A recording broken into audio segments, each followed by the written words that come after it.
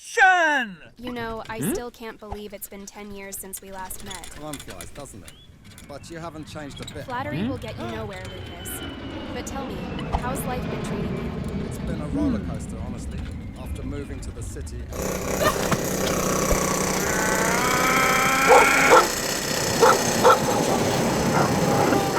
Always wanted that fast-paced life, didn't I you? thought I did, but sometimes I miss the simplicity of it. Cut!